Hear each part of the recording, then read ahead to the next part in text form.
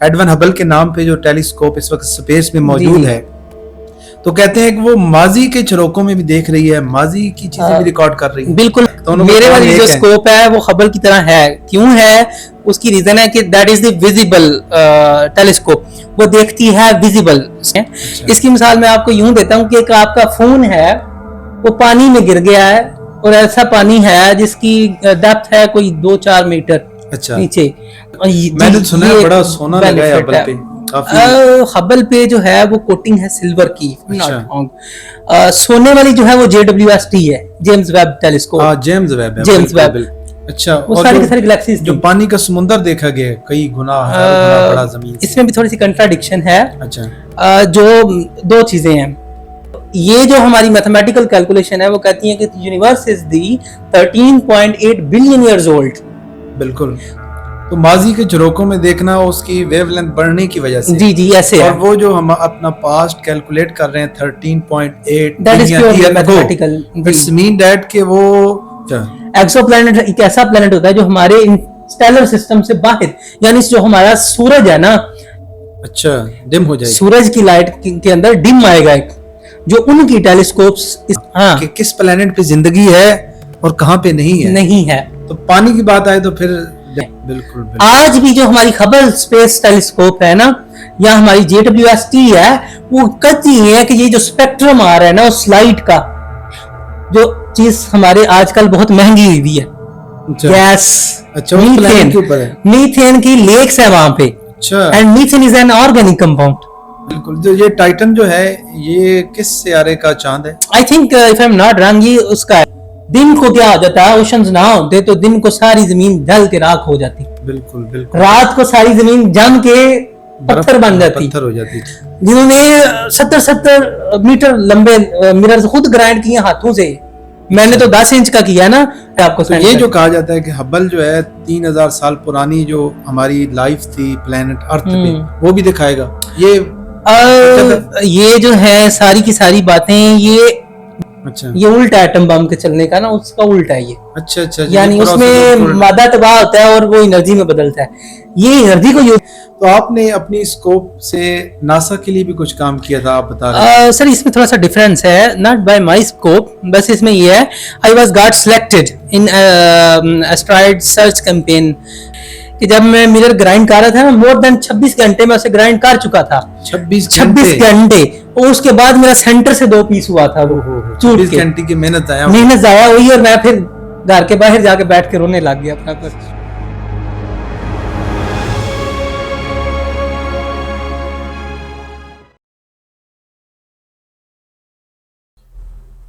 बिस्मिल्लाहिर्रहमानिर्रहीम। Welcome to another podcast episode. उम्मीद करता हूँ सब आप खैर आफियत से होंगे। आज इस नए एपिसोड में मेरे साथ तशरीफ रखते हैं ज़रियाब अहमद। वेलकम ज़रियाब अहमद। बहुत शुक्रिया sir ji, thank you. Zariyab Ahmad एक बायोटेक्नोलॉजिस्ट हैं, लेकिन एस्ट्रोनॉमी से बड़ा गहरा लगाव रखते हैं, और इस हद तक गहरा लगाव है कि इन्होंने अपनी टेलीस्कोप इजाद की, अपनी टेलीस्कोप बनाई। उस टेलीस्कोप से ये गैलेक्सीज देखते हैं, छुपा हुआ आसमान देखते हैं, सितारों से आगे जहान देखते हैं। तो ज़रियाब, आपको ये शौक कैसे पैदा हुआ? कोई बुक से, कोई वीडियो से, क्या देख के? First of all sir ji, thank you so much to have me here. सबसे पहले जो शौक की आप बात करते हैं ना, तो तब हम थे 8th क्लास में पढ़ रहे थे, जनरल साइंस थी हमारा, वो बुक थी। तो जब हम उसे पढ़ते थे तो उसके अंदर एक लास्ट चैप्टर था एस्ट्रोनॉमी के बारे में, फल्कियात के नाम से। बिल्कुल। एक आखिरी उसके अंदर चैप्टर था, और उसके अंदर सबसे पहले जो मेंशन था वो सूरज की स्टेजेस थी, कि सूरज जो है वो किस तरह से अपनी जिंदगी का जो है वो अख्ताम करेगा। उसके अलावा फिर उससे पिछला यानी सेकंड लास्ट चैप्टर जो था, that was the optics, physics का। अच्छा, वहां से आपको शौक पैदा हुआ? उसमें टेलीस्कोप बनाने का तरीका बताया हुआ था, बेसिकली वो लॉ बताया हुआ था कि जो 2 किस्म की आपकी टेलीस्कोप्स होती हैं, रिफ्रैक्टिंग एंड रिफ्लेक्टिंग।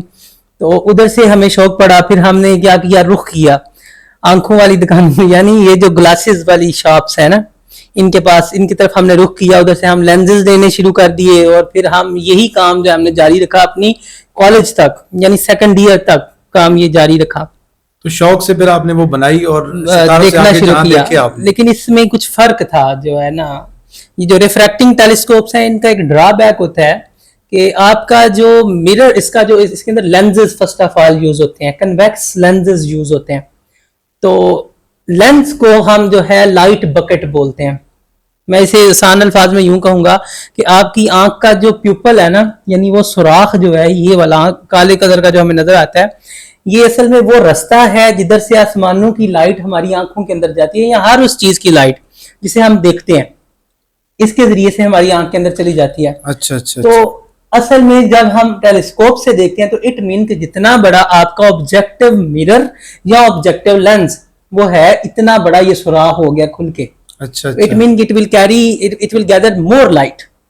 पहले की निस्बत ये ज्यादा लाइट को गैदर करेगा एंड क्लैरिटी जो है वो मल्टीपल हो जाएगी, तो हम ज्यादा दूर तक देख पाएंगे। दूर तक भी देख पाएंगे और रोशन चीज को देख पाएंगे। वैसे तो जरियाब, जब भी स्कोप की बात हो ना, जी। तो हमारे जहन में हबल आती है, क्योंकि बिल्कुल। आजकल हबल का बहुत चर्चा है और कहते हैं जी हबल ने वो देख लिया जो आज से पहले नहीं देखा जी, जा जी। सका। और वाकया आपने भी हबल के बारे में सर्च की होगी, एडवन हबल के नाम पे जो टेलीस्कोप इस वक्त स्पेस में मौजूद जी। है, तो कहते हैं कि वो माजी के झरोकों में भी देख रही है, माजी की चीजें भी रिकॉर्ड कर रही है। बिल्कुल, हम इस पे बात करेंगे, लेकिन मैं अपनी पिछली बात को पहले आपको इसमें, ताकि नाजरीन जो देख रहे हैं उनको अच्छा। सही से समझ आ पाए। जो मैं मिरर लेंस की बात कर रहा था ना, ये हमारी जो रिफ्रैक्टिंग टेलीस्कोप्स होती हैं, दे हैव अ ड्रॉबैक। उनका ड्रॉबैक ये है कि हम एक हद तक ही बड़ा लेंस को यूज कर सकते हैं। ये जो मैं बात कर रहा हूँ इसको हम हबल पे ही लेके आएंगे, ताकि ज्यादा से ज्यादा समझने सुनने वालों को सही से इसकी आसान अल्फाज में समझ आ पाए। तो 100 mm एक स्टैंडर्ड उसका है, आसानी से जो हर कोई आसानी से बना सकता है। अगर आप ऑब्जेक्टिव लेंस यूज कर रहे हैं, कॉन्वेक्स लेंस यूज कर रहे हैं, तो 100 mm का जब होगा तो उसके अंदर फिर वो फटना शुरू हो जाती है लाइट। यानी थ्योरी के अकॉर्डिंग जब लाइट जो है वो ग्लास के अंदर एक थिक मीडियम के अंदर एक लतीफ मीडियम से जाती है, यानी एक कम डेंस मीडियम से ज्यादा डेंस मीडियम के अंदर जाती है ना, तो वो स्लोज डाउन हो जाती है। लाइक हमारी सिंपल हवा से जब वो शीशे में जाती है तो उसकी जो रफ्तार है वो कम पड़ जाती है। जब उसकी रफ्तार कम पड़ती है तो उसके अंदर डिफरेंट कि जो ऑप्टिकल हमारा विजिबल स्पेक्ट्रम है उसमें 7 कलर की लाइट होती है। बिल्कुल 7 जो colour. Wavelength dependent speed of light की वजह से वो फटना शुरू हो जाती है। एक तो ये चीज, दूसरा उसका कर्वेचर ज्यादा हो जाता है उस लेंस का, और उससे लाइट जो है अपने डिफरेंट कलर्स में फटती है तो उसका फोकस पॉइंट चेंज होता है। यानी सेम लेंस होगा लेकिन वो डिफरेंट पॉइंट्स पे वो फोकस कर रहा होगा लाइट को। तो इसका ड्रॉबैक ये है कि जब मौन देखते हैं आप उससे, तो वो आपको कलर्स में बटा हुआ नजर आना शुरू हो जाता है, क्लैरिटी बर्बाद हो जाती है। तो कलर्स में जैसे हम मोबाइल का कैमरा लेते हैं तो जी, जी। कमजोर कैमरा है तो वो फटा हुआ फटना रिजल्ट शुरू आता हो जाता है। और अच्छे कैमरे का अच्छा अच्छा रिजल्ट आता है। रिजल्ट। अब इस मसले को हल करने के लिए जो चीज आई, किसी ने ऑब्जर्व किया कि ये जो आपके मिरर्स हैं ना, as compare to lenses, they work well. Mirrors जो है, मिरर आप जितना मर्जी बड़ा कर लें वो कभी भी लाइट को नहीं फाड़ेगा, बिकॉज उसकी सरफेस से, वो फर्स्ट सरफेस मिरर होता है और उसकी सरफेस से लाइट रिफ्लेक्ट होके आके फोकस हो जाती है, उसके अंदर से उसको नहीं गुजरना पड़ता, तो लाइट कभी भी नहीं फट पाती। अच्छा। तो अब हम आते हैं हबल पे, और जो मैंने टेलीस्कोप बनाया उस पे। नहीं, आपकी टेलीस्कोप वही है जो हबल का? बिल्कुल, आप कह सकते हैं। अच्छा, दोनों मेरे का वाली एक जो है। स्कोप है वो हबल की तरह है। क्यों है? उसकी रीजन है कि that is the visible telescope. वो देखती है विजिबल स्पेक्ट्रम में, यानी उस स्पेक्ट्रम में मोस्टली जो हमें आंख से नजर आता है। अच्छा। लेकिन हबल जो है वो मोस्टली विजिबल में देखती है, लेकिन because of its advancement of its cameras, उसके कैमराज बाद में इंस्टॉल किए गए, जाके रिपेयर किया गया उसे, उसकी वजह से वो एक्स रेज के अंदर भी देखती है। अच्छा। हाँ, और एक्सरे के साथ साथ फिर जब अगेन उन्होंने एडवांसमेंट की कैमरा के अंदर, नॉट इन टेलीस्कोप, जब कैमरा के अंदर एडवांसमेंट की तो वो आईआर स्पेक्ट्रम के अंदर भी देखती है। लेकिन आपकी टेलीस्कोप जमीन पे आपके घर है ना? जी, जी। हबल तो इस वक्त स्पेस में है। इसका भी फर्क है, एक टेलीस्कोप सेम है लेकिन एक चीज में फिनोमेना आप कह सकते हैं। जी जी जी, नामन भी और वर्किंग से भी, उसका जो प्रिंसिपल है फंक्शन करने का, उसकी वजह से वो सेम है। बाकी लोकेशन, और अब इसका क्यों फायदा, उनको क्यों जरूरत पड़ी कि उनको स्पेस में ये रखनी पड़ी और हम जमीन पे यूज करते हैं। अच्छा। इसकी मिसाल मैं आपको यूं देता हूं कि एक आपका फोन है, वो पानी में गिर गया है, और ऐसा पानी है जिसकी डेप्थ है कोई 2-4 मीटर, अच्छा। नीचे। तो जब आपका फोन उसके अंदर गिर गया और उसकी टॉर्च ऑन है फोन की, तो आप पानी से बाहर खड़े हैं, जब आप उसे देखेंगे यूं करके तो आपको वो हिलता हुआ नजर आएगा, because water is moving and बिल्कुल। It always has some waves, उसके पास अंदर जो है ना वेव्स हैं। बिल्कुल। तो सेम एज वाटर, अर्थ का एक इन्वायरमेंट है, उसका एक एटमॉस्फेयर है, और एटमॉस्फेयर जो है ये एक्ट करता है एज डीप सी उसकी तरह। तो जब स्पेस से ऐसी लाइट आती है जो ऑलरेडी बहुत वीक हो चुकी, बहुत दूर से बिलियंस ऑफ वो इलेक्ट्रोमैग्नेटिक वेव्स आ रही हैं ना? जी जी, तो जब वो आती है तो स्कैटरिंग होती है, जब वो मैटर के साथ इंटरेक्ट करती हैं, रोशनी बनती है। जी, और जब मैटर जो है वो आपका गैसेस है ना उसके अंदर, तो वो स्कैटर हो जाती है, ब्लर आना शुरू हो जाता है। इस चीज से बचने के लिए हमने वो टेलीस्कोप जो है वो लॉन्च किया into space where there is no atmosphere. अच्छा, हबल मैंने सुना है बड़ा सोना लगा है हबल पे काफी। हबल पे जो है वो कोटिंग है सिल्वर की, अच्छा। सोने वाली जो है वो JWST है, जेम्स वेब टेलीस्कोप। हाँ, जेम्स वेब है, James Webb, because gold is the good reflector of IR spectrum. देखिए इसकी भी क्यों जरूरत पड़ी, इस पे हम आते हैं। जो आपका हबल है ना, इसका जो मिरर है वो है मिरर साइज, अभी ये भी डिफरेंस है थोड़ा सा मेरिट स्कोप पे। अच्छा। इनका वर्किंग प्रिंसिपल सेम है। अच्छा। 2.4 मीटर का इसका मिरर है, डायामीटर, यानी आपका प्यूपल कितना बड़ा होगा, 2.4 मीटर तक मीटर। जी। और ये एक एडवांटेज है, और दूसरा एडवांटेज है it can take long exposures. अच्छा। लाइक उसका कैमरा का अपर्चर 2 दिन के लिए भी ओपन रह सकता है, यानी एक ही जगह पे फोकस करेगी। डीप फील्ड इसकी एक इमेज है काफी मशहूर हबल की। अच्छा। तो आसमान का एक ऐसा एरिया था जहां पर कुछ भी नहीं नजर आता था, इवन टेलीस्कोप से भी। तो उन्होंने शायद 2 दिन या समथिंग टाइम के लिए वहां पे वो फोकस करके रखा, और उसके बाद जब देखा तो वहां पर जितनी भी गैलेक्सीज ग्लोइंग हमें चीजें नजर आ रही थी, देवर ऑल गैलेक्सीज। अच्छा। वो सारी की सारी गैलेक्सीज जो पानी का समुंदर देखा गया कई गुना, हजार गुना बड़ा जमीन से। इसमें भी थोड़ी सी कंट्राडिक्शन है। अच्छा। जो 2 चीजें हैं, एक तो है कि क्लाउड्स मिले हैं पानी के, और एक लार्ज रिजर्वियर मिला है पानी का, जो एक ब्लैक होल कहा जा रहा है। एक समुद्रों से भी बहुत बड़ा। अच्छा। Billions of time from the earth, हम अगर रिलेटिव उसे देखें जमीन के साथ तो वो बहुत बड़ा है। बिल्कुल। तो हम जो बात कर रहे हैं कि हबल ने नहीं किया, वो एक यूरोपियन स्पेस एजेंसी है। अच्छा। उनकी टेलीस्कोप्स हैं, तो उससे और वो जो क्लाउड है वाटर का, वो एक ब्लैक होल के गिर्द मूव कर रहे हैं। But I don't believe in this. उसकी एक खास वजह है, क्योंकि एक चीज हमने स्किप की अभी, कि जो दूसरा स्पेक्ट्रम है IR में देखने का इसका हबल का, वो ये है कि वो दूर से आने वाली लाइट को देखती है। लाइक इन सिंपल वर्ड, ताकि ये बात लंबी भी ना हो जाए, कि आपकी जो स्पेस है ना थियरी के अंदर, वो एक्सपैंड कर रही है।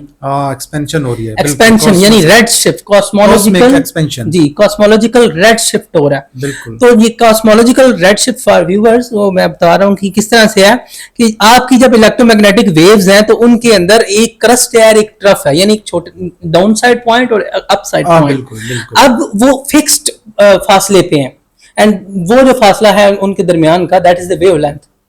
लेकिन अगर वेव स्टेशनरी है, कांस्टेंट है अपनी जगह पे, एक मीडियम के अंदर वहां पे रहे, लेकिन जब हम मीडियम को खींचें तो फासला बढ़ेगा कि नहीं बढ़ेगा? अब बढ़ जाएगा। जब बढ़ जाएगा तो वो हमारा जो विजिबल स्पेक्ट्रम है, जो नैनोमीटर के अंदर है, 300 से आई थिंक 700 समथिंग नैनोमीटर तक है वेवलेंथ इलेक्ट्रोमैग्नेटिक की, जो हम आंख से देखते हैं। बिल्कुल। इससे नीचे जाएंगे तो वो रेड आ जाता है, इंफ्रारेड आ जाता है, यानी वेवलेंथ बढ़ जाती है ना, उसकी बढ़ती जाती है। तो ये जो हमारी मैथमेटिकल कैलकुलेशन है, वो कहती है कि universe is the 13.8 billion years old.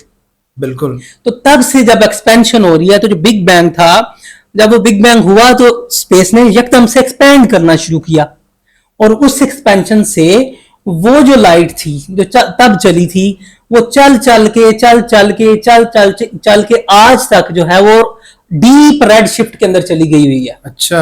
Radio waves के अंदर चली गई, इतना वो रेड हो गया हुआ है, मतलब वेवलेंथ बहुत वाइड हो गई ना।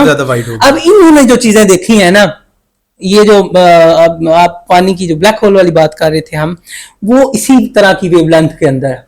तो माजी के झरोकों में देखना उसकी वेवलेंथ बढ़ने की वजह से। जी ऐसे और है। वो जो हम अपना पास्ट कैलकुलेट कर रहे हैं 13.8 that is pure mathematical. It's mean that कि वो फासला उसकी वेवलेंथ से काउंट किया गया। जी जी, हबल कांस्टेंट से इसके मैथमेटिकल कुछ हैं चीजें जिनकी वजह से इन्होंने कौन उसे कैलकुलेट किया और इसका अंदाजा लगाया। तो आपका क्या ख्याल है कि हबल और क्या क्या हमारे लिए नए जो है, एडवांसमेंट्स इससे क्या आई हमें, मतलब क्या अभी नया देखेगा? ये जो आप पानी वाली बात कर रहे थे ना, इसी में ही जो है हम इसे जिम्मन में लेते हैं कि इसकी क्या फायदा इंसानियत को क्या हुआ। ये तो एक हम रेडियो वेव्स वाली बात कर रहे थे ना, उन आंख से तो नहीं देखी, वो सिर्फ वो स्पेक्ट्रम को देखा और उससे आइडिया लगाया कि हाँ वहां पे ब्लैक होल है, और मे बी उसके क्योंकि ये वेवलेंथ पानी जो है एब्जॉर्ब करता है बहुत ज्यादा, तो ये कम आ रही है उस ब्लैक होल से, लेकिन अच्छा। दूसरे ब्लैक होल से वो ज्यादा आ रही हैं सेम डिस्टेंस पे। तो इस वजह से उन्होंने अंदाजा लगाया कि ये शायद वहां पे कोई पानी का समंदर है बहुत बड़ा। अच्छा, जैसे हम अल्ट्रासाउंड वेव भेजते हैं जी जी, और तो हर उसकी मेटल के reflection back हिसाब से। से रिफ्लेक्शन होती है, बिल्कुल। तो ये भी सेम वैसे ही फिनोमेना है। बिल्कुल ऐसे ही है। अब जो हबल है ना हमारा, ये एक्सपर्ट था in the finding of exoplanets. अच्छा, एक्सोप्लैनेट एक ऐसा प्लैनेट होता है जो हमारे स्टेलर सिस्टम से बाहर, यानी जो हमारा सूरज है ना, एक सितारा है, इसका जो सिस्टम है इससे बाहर की तरफ, यानी किसी और तारे के गिर्द जो सैयारे घूमते हैं ना, नॉन स्टार बॉडीज जिनकी अपनी लाइट नहीं है, रॉक हो सकते हैं, वो बड़े बड़े प्लैनेट्स पत्थर हैं, हो सकते हैं, पत्थर हो बिल्कुल। सकते हैं, उनके ऊपर जो पानी है उसको फाइंड करने में इसका बड़ा रोल है। यानी जो मरीख पे, मार्स जी। पे पानी या किसी और सैयारे पे पानी जी, जी। इससे ढूंढा जाएगा। बिल्कुल, गया भी है ना, यही बात बताने लगा हूं, और इसमें काफी हद तक ये सक्सेस भी रही है, क्योंकि इसके अंदर जो कैमराज लगे हुए हैं, ये सेंसर्स है ना। अब आम हालात में फर्स्ट ऑफ ऑल क्वेश्चन ये बनता है कि हमने किस तरह से एक्सोप्लैनेट्स को देखा। 2.4 मीटर वाइड मिरर से हम कभी भी नहीं देख सकते, इतनी रेजोल्यूशन से, इतनी दूर सितारा और उसके आगे से कोई प्लेनेट गुजर रहा है तो हम तो नहीं देख सकते उसे। बिल्कुल। लेकिन एक चीज हम कर सकते हैं, अब अर्थ है तो अर्थ 365 डेज के अंदर क्या करती है, एक अपना चक्कर पूरा करती है अपने ऑर्बिट के अंदर। बिल्कुल। तो इट मीन अगर अल्फा सेंटोरी स्टार सिस्टम पे कोई लाइफ है ना, और वो हमारे सन को देख रही है, यानी हमारे सूरज को देख रही है, तो जब जमीन हो सूरज और उनके दरमियान से गुजरेगी ना, यानी सूरज के सामने से गुजरेगी, there will be a dim in the light. अच्छा, डिम हो जाएगी। सूरज की लाइट के अंदर डिम आएगा एक, जो उनकी टेलीस्कोप्स इसे देख रही होंगी वो उसे ऑब्जर्व करेंगी प्रॉपर, उसकी कितनी लुमिनोसिटी कम हुई है। अब सेम काम हमने भी किया अच्छा, दूसरे सितारों के साथ, तो उधर से जब उनकी रोशनी नॉर्मल हालात में हमने चेक की तो इट वाज ह्यूज, लेकिन एक खास पैटर्न में, एक खास रिदम के अंदर वो कम हो रही थी रोशनी। तो इसे हमने कंक्लूड किया there will be a planet passing from front side, तो जब वो वहां से गुजर रहा होगा तो वो डिम आएगी। अब इस डिम वाली लाइट के स्पेक्ट्रम में और नॉर्मल स्टार के लाइट के स्पेक्ट्रम में there was a huge difference. यानी वो वहां कोई सॉलिड बॉडी है। सॉलिड बॉडी यानी स्पेक्ट्रम के अंदर भी huge different, intensity something else and spectrum में भी डिफरेंस है। जो वेवलेंथ्स हमारे पास आ रही हैं दे आर ह्यूजली डिफरेंट बहुत। तो इसमें ये था कि जो सैयारा है ना, अगर उसका कोई एटमॉस्फेयर है, जब उसके अंदर से लाइट पास करती है तो some wavelengths will be emitted और some wavelength will be absorbed depending upon the chemicals present in that atmosphere. तो जो वाटर वेपर्स हैं इस तरह से वहां पे भी डिस्कवर हुए। तो मेरा तो ख्याल है कि वाटर की जब भी बात आती है तो इसका मतलब होता है जिंदगी ढूंढना। हाँ। कि किस प्लेनेट पे जिंदगी है और कहाँ पे नहीं है। नहीं है। तो पानी की बात आए तो फिर डेफिनेटली कहते हैं कि जिंदगी है। देखिए, बीइंग ए मुस्लिम हमारा इत्काद भी है और हमने एज ए साइंटिस्ट करीब से चीजें देखी हैं। अल्लाह ताला कहते हैं कि हमने हर चीज जो है वो पानी से हल्क की है। बिल्कुल। ये चीज जो है कुरान में है पानी और से हमारा इत्काद है, साइंस भी मानती है बेसिक जो चीज है। बिल्कुल। अब तो ये इस पे कोई इख्तिलाफ नहीं है ना। हाँ। तो अब हमने जो देखा, हमने जो ऑब्जर्व किया, प्रैक्टिकली देखा, हमने दो चीजें ऑब्जर्व की। अगर हम अर्ली अर्थ की बात करें ना तो there was a huge difference from today. अब तो हमारे पास ऑक्सीजन है, we have a definite level of carbon dioxide in atmosphere as well as other gases, लेकिन तब थी हाइड्रोजन, हाँ हाइड्रोजन, तब था अमोनिया आपके पास यहाँ पे। तो ये ऐसी गैसेस हैं जो जिंदगी के मॉलिक्यूल्स को गिव राइज करती हैं। बिल्कुल, बिल्कुल। आज भी जो हमारी हबल स्पेस टेलीस्कोप है ना, या हमारी JWST है, वो कहती है कि ये जो स्पेक्ट्रम आ रहा है ना उस स्लाइड का, उस स्लाइड के स्पेक्ट्रम में से देखती है कोई ऐसी चीज है वहां पे कि जो अमाइनो एसिड से एब्जॉर्ब होती है। अमाइनो एसिड्स ये अब एक ऐसे हैं कि ये building block of the life, ये एंजाइम्स हैं। आप आप इंजीनियर हैं तो आपको ज्यादा अच्छे से पता होगा कि जब आप कोई चीज जलाते हैं तो ये बर्निंग एक रिएक्शन है ना। बिल्कुल। तो इट नीड एक्टिवेशन एनर्जी। बिल्कुल। लेकिन अब अगर आप बिल्कुल ट्रायंगल चाहिए, जी, फायर के जी। लिए ना ट्रायंगल चाहिए कि जी। उसके लिए फ्यूल हो, ऑक्सीजन हो, स्पार्क हो, और हीट हीट। बिल्कुल heat is the activation energy. बिल्कुल। लेकिन अगर आप उसके अंदर कोई ऐसी चीज डाल दें जो बर्निंग में हेल्प करती है, तो हम लाइफ में एग्जांपल ले सकते हैं कि that is the actually enzyme. तो एंजाइम जो है वो किसी हार्ड अकर होने वाले रिएक्शन से क्या करते हैं, आपकी एक्टिवेशन एनर्जी को कम कर देते हैं। बिल्कुल यानी वो चुटकियों में हो जाता है यूं करके रिएक्शन आपका। बिल्कुल तो फिर लाइफ की पॉसिबिलिटी बन जाती है। यानी मैं आपको कहूंगा सर आप ऑयल्स मिक्स करें, और आप मिक्स भी कर लेंगे, फिर आप फ्रैक्शनल डिस्टिलेशन से उनको अलग भी कर देंगे, बिल्कुल। कर देंगे ना। लेकिन अब मैं आपको कहूं कि सारी तो केमिकल रिएक्शन करवा दें और फिर अलग करके दिखाएं, तो it will not be possible. वो impossible है भी है। तो बहुत ही मुश्किल होगा, मुश्किल हो जाता है। आसानी से नहीं होगा, क्योंकि उसकी आपने स्टेट ही चेंज कर दी। बिल्कुल, वो रिवर्स फिर जी करना जी। ना। और लेकिन वो स्टेट चेंज करने के लिए क्या जरूरी है, हाई एक्टिवेशन एनर्जी। बिल्कुल लेकिन आपने अगर एंजाइम्स उसके अंदर डाल दिए हैं तो इट विल बी चुटकियों का खेल हो जाएगा। बिल्कुल। तो अब ये जो टेलीस्कोप्स हैं, हम मौजू पे आते हैं और शार्ट करते हैं, ये क्या करती हैं, ये उस फजा में से गुजर के आने वाले स्पेक्ट्रम को ऑब्जर्व करती हैं और देखती हैं कि इनमें वो माइनो एसिड्स यानी प्रोटीन यानी एंजाइम्स की बिल्डिंग ब्लॉक्स हैं कि नहीं है। तो अगर है तो अपने डाटा पे वो कंक्लूड करते हैं देयर विल बी पॉसिबिलिटी कि वहां पे वो लाइट है। अभी यूरोपा है आपके पास यहाँ पे सैटर्न है, इतने सारे मून्स हैं, आइस वाले मून्स हैं आपके पास, टाइटन है, that is my favourite moon. Titan के ऊपर किससे हमारे जमीन का है? आजकल के हालात से बहुत इंपॉर्टेंट है, इंपॉर्टेंस रखता है। ये हमारा जो सोलर सिस्टम है उसमें से एक प्लैनेट का चांद है, और उसके ऊपर क्या है जो चीज हमारे आजकल बहुत महंगी हुई है, गैस। अच्छा, मीथेन के ऊपर है। मीथेन की लेक्स है वहां पे। अच्छा। And methane is an organic compound. अच्छा। तो जिधर ऑर्गेनिक कंपाउंड होंगे वहां पे क्या होगी, लाइफ की सस्पेक्शन है। लेकिन मैं इस पे यकीन नहीं करता। क्यों नहीं करता, मैं उसकी रीजन बताता हूं। क्योंकि सर वहां पे माइनस में टेम्परेचर है। अच्छा, वो फ्रीज हालत में है। यू नो कि वहां पे फ्रीज है, विदाउट ऑप्टिमम टेम्परेचर के वहां पे ऑर्गेनिक कंपाउंड बने हुए हैं। तो इट इज नॉट नेसेसरीली कि जहां पर ऑर्गेनिक कंपाउंड्स होंगे वहां पर लाइफ भी एग्जिस्ट कर सकती है। ये तो फिर वैसे ही होगा ना जैसे वाइटल फोर्स थ्योरी थी। बिल्कुल। जो ये टाइटन जो है ये किस सियारे का चांद है? I think if I am not wrong ये उसका है, मुश्तरी का, जिसे आप कहते हैं ना वो बेल्ट वाला सेक्शन। अच्छा, लेकिन वहां से वो मीथेन यहाँ लाना कोई पॉसिबल तो नहीं है। पॉसिबल है, लेकिन इसमें सरमाया और एडवांसमेंट वो इंसानों के पास उस तरह की नहीं है अभी तक। हाँ, वहां से आना जाना ये अभी तक बहुत फासला है, मुमकिन बहुत नहीं हुआ। फासला है। अभी तो चांद पे जो पिछले दिनों एक मिशन गया था, जी जी, पास बाय फ्लाई बाय मिशन था हाँ, वो fly सर। by।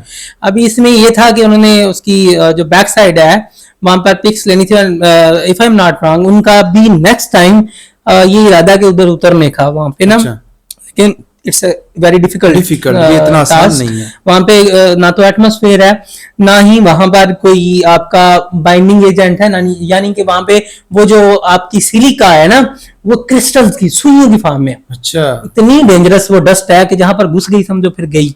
यानी वहां उतना कोई आसान काम नहीं है। बहुत वो difficult है, ऑलवेज बहुत। डार्क ही रहता है ना, वहां रोशनी नहीं डार्क आती। और डे टाइम उसका टेम्परेचर 100 से प्लस हो जाता है, बिकॉज वहां पे वाटर नहीं है, वाटर की हीट स्पेसिफिकेशन बहुत ज्यादा है, हीट कैपेसिटी बहुत ज्यादा है। जमीन है ना, अगर समंदर ना होते तो हम क्या कह सकते थे, कंक्लूड कर सकते थे, if there will be no seas, दिन को क्या हो जाता है, ओशंस ना होते तो दिन को सारी जमीन जल के राख हो जाती, बिल्कुल बिल्कुल। रात को सारी जमीन जम के पत्थर बन जाती। पत्थर हो जाती ठंड से। तो ये एक साइकिल जो था ये ब्रिटलनेस लेके आता है, लाइफ बिल्कुल। इम्पॉसिबल हो जाती। बिल्कुल तो यही तनासब है जिसने टेम्परेचर को रखा हुआ है इन शॉर्ट। तो है जो अब हबल है इसमें और आपकी JWST में जो फर्क है, बेसिक फर्क ये है कि जो हमारी हबल है ना उसका मिरर का साइज छोटा है। काम दोनों का एक है। एक एस्ट्रोनॉमर के लिए साइज छोटा नहीं है। अच्छा। हमारे लिए हम जब टेलीस्कोप लेते हैं ना तो हम चीज देखते हैं, हम एक ही चीज उसके अंदर देखते हैं और वही उसको एडवांस बनाती है, वही उसको अच्छा बनाती है, दूसरों से डिस्टिंक्ट बनाती है। That is the light bucket size, यानी उसका मिरर साइज कितना बड़ा है। बिल्कुल। और आपको तो एस्ट्रोनॉमी की दुनिया में ऐसे सर फिरे और सिटियाए हुए, ये लफ्ज अच्छा नहीं है लेकिन ये उनकी तारीफ के लिए है। अच्छा। इतने वो पैशनेट लोग हैं मिलेंगे कि, और वो बाबे इतने इतने मतलब एजेड लोग हैं, बुजुर्ग लोग हैं जिन्होंने 70-70 मीटर लंबे मिरर्स खुद ग्राइंड किए हाथों से।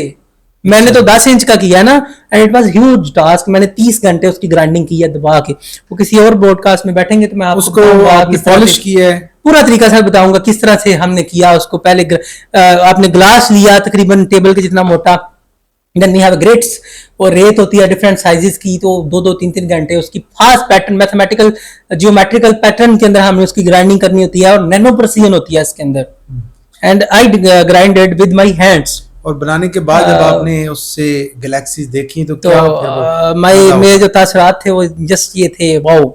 और गैलेक्सीज से भी ज्यादा आपको जो चीज अट्रैक्ट करती है ना, मैं ये आपसे पूछना चाहूंगा कि वो आसमान में कौन सी चीज है सर जिसे हम सबसे ज्यादा देखना पसंद करते हैं? अच्छा, आम लोग पे तो लोग गैलेक्सीज पसंद करते हैं, वो कलरफुल लोगों का है, लेकिन मैं समझता हूँ कि जो इमोशनल लोग हैं ना ज्यादा, उनका लगाव चांद के साथ है ज्यादा। चांद तो फिर चांद ही है। हाँ, चांद को जब देखते हैं तो जब वो आधा होता है ना, that is my favourite time to look at the moon. चांद को तो हम रोज मतलब महीने में काफी दफा देख सकते हैं, लेकिन स्कोप से देखना वो एक अलग उसमें बस एक्सप्रेशन लेस बंदा हो जाता है। बिल्कुल, वो कैमरे में देखें टेलीस्कोप से बनी हुई इमेज तो तब भी बंदा कहता है जस्ट वाओ। बिल्कुल। जब हम और कैमरे के बैग आपको बात बताता हूँ कि कैमरे से ली हुई पिक टेलीस्कोप के जरिए, दैट इज द 1% उस टेलीस्कोप के एक्चुअल व्यू। अच्छा, एक्चुअल व्यू का 1% है। अच्छा। 100% 99% आप आंख से देखते हैं। कैमरा जो है वो टेलीस्कोप से पिक ले सकता है, लेकिन वो आसानी से ले सकता है। There are some dedicated cameras for astronomy, काफी अच्छा काम करते हैं। हबल जो तस्वीरें लेता है ये फिर किस फॉर्म में जमीन तक हम तक पहुंचती हैं? ये बाइनरी कोड वो कंप्यूटर सिस्टम में इलेक्ट्रोमैग्नेटिक वेव्स की फॉर्म में वहां पे आती हैं जमीन पे। इनके बड़े बड़े लगी हुई हैं डिशेस लगी हुई हैं, वहां से वो सिग्नल रिसीव करता है। एक्चुअली ये पिक्स ही बना के आपको तो ये जो कहा जाता है कि हबल जो है 3000 साल पुरानी जो हमारी लाइफ थी प्लेनेट अर्थ पे, वो भी दिखाएगा। ये जो है सारी की सारी बातें ये जज्बात पे, या फिर कह सकते हैं कि पाकिस्तान में ना काफी सारी वो, अब मुझे मैं समझ नहीं पा रहा कि इससे क्या बोलूं, इसे पॉजिटिव लूं या फिर इसे नेगेटिव में लेके जाऊं, दोनों वेज हो सकते हैं। पॉजिटिव इसका ये है कि लोगों को बस सोचने का ना एक वो, हम पॉजिटिव हम कनूती नहीं बनते, लोगों को सोचने की दावत देना, लेकिन ऐसा नहीं होता हर बार। जैसे अक्सर ये होता है कि लोग कहते हैं खूनी चांद खून हो जाए ना, इस तरह से उसमें पॉडकास्ट हमने की थी। हाँ, इस तरह से जज्बाती लोग हो जाते हैं, वो जज्बात में चीज आ जाती है और चीजों को बढ़ा चढ़ा के बयान करना। बिल्कुल रियलिटी से बिल्कुल, जैसे क्वांटम थ्योरी है ना अभी, तो क्वांटम तो बहुत कुछ कहती है, इवन उसने हमारी बायोलॉजी को भी नहीं छोड़ा। उसमें ये जो प्लांट्स हैं इनमें जो फोटोसिंथेसिस है that is very efficient, almost 99+ efficient है। वेव्स को यानी एनर्जी को ये मैटर में कन्वर्ट करते हैं। अच्छा, ये उल्टा एटम बम के चलने का ना, उसका उल्टा है ये। अच्छा, यानी उसमें मादा तबाह होता है और वो एनर्जी में बदलता है, ये एनर्जी को यूज करते हैं और मादे में बदलते हैं। ओके। वहां पे भी इन्होंने टनलिंग घुसा दी हुई है, लेकिन वो एफिशिएंट नहीं है, वो जस्ट इट स्ट्रगल्स। मैं क्वांटम के उस तरह खिलाफ नहीं हूँ, कोई उसका वो जो मुद्दा है वो मानने वाला मेरे वो उस तरह से ना समझे, लेकिन है इट इज जितना भी हम कहें ये थियरी है, रिसर्च है, थ्योरी है, लॉ इट्स नॉट लॉ। ये लॉ नहीं है, ये एक थियरी है, और ये जो थियरी है it struggles for photosynthesis and many many many things. Schrodinger's cat आ जाती है, डिफरेंट, वो एक अलग टॉपिक हो जाएगा, बात वो फिर हम उसमें किसी बाकी टाइम डिस्कस करेंगे। तो आपने अपनी स्कोप से नासा के लिए भी कुछ काम किया था, आप बता रहे हैं। सर इसमें थोड़ा सा डिफरेंस है, नॉट बाय माय स्कोप, बस इसमें ये है I was got selected in asteroid search campaign. Total international उनकी एक सर्च कैंपेन होती है, एंड वो नासा से स्पॉन्सर्ड होती है। अच्छा। तो इसमें होता ये है कि उनकी जो बड़ी बड़ी टेलीस्कोप्स है ना, वो तो सारी एआई पे यानी सॉफ्टवेयर से काम करती हैं। आपका जो एस्टेरॉइड बेल्ट है ना सोलर सिस्टम में, यहाँ पर बड़े बड़े पत्थर घूम रहे होते हैं, उनको हम देखते हैं कि आया ये जमीन की तरफ आएगा, इसका कोई इंपैक्ट होगा, कोई डेंजरस तो नहीं है। तो हम चाहते हैं कि अपने रिकॉर्ड में हम डाटाबेस के अंदर रखें, ह्यूमैनिटी ये चाहती है। तो उन्होंने वो टेलीस्कोप इस काम के लिए लगाई वहां पे, और वो जो टेलीस्कोप है वो 24/7 ये काम कर रही होती हैं। लेकिन जब सॉफ्टवेयर की आंखों से वो चीज चूक जाती है, तो फिर वहां पे आ जाती है ह्यूमन इंटेलिजेंस, जिसका कोई बदल नहीं है। बिल्कुल बिल्कुल। तो ये पूरी दुनिया से लोग इकट्ठे करते हैं फ्रॉम एवरी कंट्री, एक लिमिटेड नंबर होता है, वहां से वो इकट्ठे करते हैं, और उनमें से फिर हम ये लोग क्या करते हैं, ये देखते हैं कि इनको डाटा देते हैं अपनी टेलीस्कोप्स का, वो बड़ी वाली स्कोप्स जो है उनका डाटा आता है हमारे पास in the form of data sets, images होती हैं, वो मूव करती हैं इमेजेस, और उनमें फिर हम ह्यूमन इंटेलिजेंस आर्टिफिशियल इंटेलिजेंस इस पे काम नहीं कर सकती? नहीं, वो करती है, वो सॉफ्टवेयर करता है ना, लेकिन वो चूक जाता है। अच्छा, वो उससे भी हो जाती वो है? भूल चूक होती है, लेकिन यहाँ नहीं होती, वो ह्यूमन है। इंटेलिजेंस है और उसकी डिटर्मिनेशन है। और हमने रात को काफी ज्यादा ये इस पे काम करते रहे, जाग जाग के। अच्छा। और हमने एक प्रीलिमिनरी फिर डिस्कवरी भी की, एक ऑब्जेक्ट था जो चूक गया हुआ था सॉफ्टवेयर से, लेकिन हमने वो फाइंड आउट किया फिर इस तरह। अच्छा, फिर अप्रिशिएट तो किया उन्होंने? जी, सर्टिफिकेट्स हमें उन्होंने दिए। अच्छा अच्छा, तो बहुत बड़ी बात ये, है। और ये एक चीज मैं आप लोगों को शायद ये मोटिवेशन के लिए, देखें, बड़ों के सामने इल्मियत का इजहार करना बेअदबी होता है। हम एज ए स्टूडेंट ही ये कह रहे हैं, और जो हमने अपने 4 साल में ऑब्जर्व की हैं बातें, दैट इज द डिटर्मिनेशन। अभी मेरे लाहौर वाले थे ना, लाहौर एस्ट्रोनॉमिकल सोसाइटी, उनका भी जिक्र करता चला जाऊं, वो मेरे मुखसन है। बिकॉज जब मैं टेलीस्कोप बनाने का सोच रहा था, मेरे अब्बू ने बोला कि आप बनाओ, मेरे पास सामान नहीं था। अच्छा। तो उन्होंने वहां पर एक भाई है हमारे, अली खान भाई, and he is the 30 years old guy, if I am not wrong, अगर वो देख रहे हैं तो obviously Astronomy देखेंगे, का शौक रखते हैं वो। शौक रखते हैं। और उसने जो है, उस बंदे ने वेरियस मिरर्स किए हैं ग्राइंड, और अच्छा। मैं उन्हें सल्यूट करता हूँ कि because he is old guy. आप माइंड ना कीजिएगा, आप ओल्ड नहीं है, लेकिन हमसे तो बड़े हैं।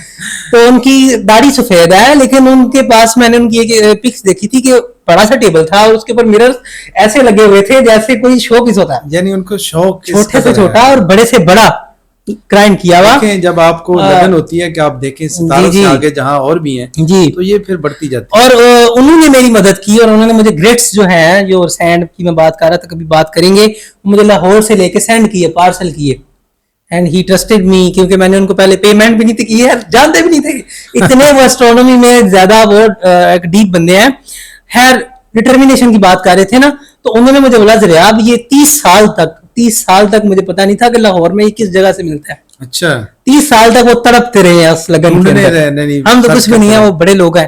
बिल्कुल, खैर, बिल्कुल। उन्होंने हमारी मदद की। हमेशा अपने मौसम को याद रखना चाहिए। तो ये जब मैं था ना, जब मैं रिफ्रैक्टर्स बनाता था, छोटे टेलीस्कोप, मेरे वहमो गुमान में भी नहीं था कि कभी मैं रिफ्लेक्टिंग टेलीस्कोप बना पाऊंगा, हबल की तरह की। अच्छा। तो एक तो मेरे अब्बू ने बोला कि तुम बनाओ, और मैंने फिर, वो एक मोटिवेशन थी। और दूसरा, इसमें एक बड़ी अजीब सी बात है, आप शायद यकीन ही ना कर पाए इस पे, कि जब मैं मिरर ग्राइंड कर रहा था ना, मोर देन 26 घंटे में उसे ग्राइंड कर चुका था। 26 घंटे। और उसके बाद मेरा सेंटर से 2 पीस हुआ था, वो चूट 26 के। घंटे की मेहनत आया, मेहनत जाया हुई, और मैं फिर घर के बाहर जाके बैठ के रोने लग गया अपना पर। शौक इतना था। अच्छा। और ये इस तरह से हुआ था कि मैं और एक्साइट हो गया था जब मैं ग्राइंड कर रहा था। तो वो जैसे जैसे पॉलिशिंग कर रहा था ना, तो वो क्लीनिंग और उस पे सारे इफेक्ट्स आना शुरू हो गए। और मेरे सामने मेरी अम्मी थी, मैंने अम्मी को बोला, अम्मी देखे इधर कितना ये स्मूथ हो गया। और वो अभी तो एकदम खुशी जो है वो तो टुकड़ों में बट गई। वो ऐसे स्लिप हो के नीचे जा गिरा टूट गया। चलिए, कोई नहीं, ये तो आपकी मेहनत फिर से मैंने ग्राइंड करना शुरू किया, एंड आई डिड इट।